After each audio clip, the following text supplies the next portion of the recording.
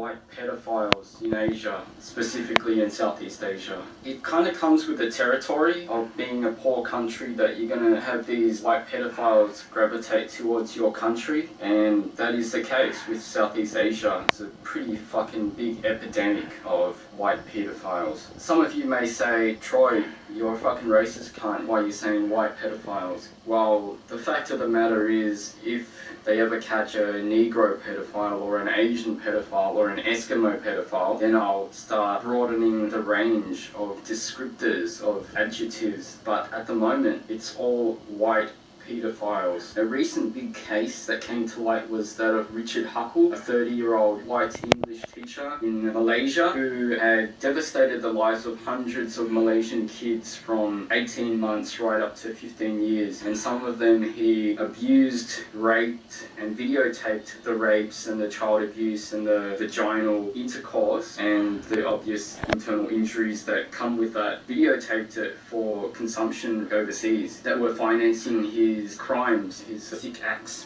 And it was just so hard for him to get caught. He'd been operating for years in Malaysia and Southeast Asia. He got his TEFL course. He completed that in a matter of 2 months. So it's very easy for these guys to get the qualifications that will allow them to come over here and prey on young children of Asia. And hey man, it's not a topic that I'm enamored with. It's not a topic that I thought, yeah, I really want to make a fucking video talking about fucking white pedophiles in Asia. It's not one of my, things that I like to even think about. And to me, it's just the most gruesome, horrendous thing on the planet. So it's not something that I would like to delve into. I know that it's a serious matter that we need to tackle and stuff, but for me, it's like Nietzsche said, if you look long enough into the abyss looks into you. What he meant by that was, the more you research and find out about these monsters, these subhumans, the more understanding you have of them, it can affect you. So I just like to cast these things out of my mind and not even think about them. But they do affect me in everyday life, because a lot of people say, why do you always help young girls? One of the stories that really affected me was the case of Peter Scully, a white Australian pedophile that operated in Asia. I read the story of how he lured these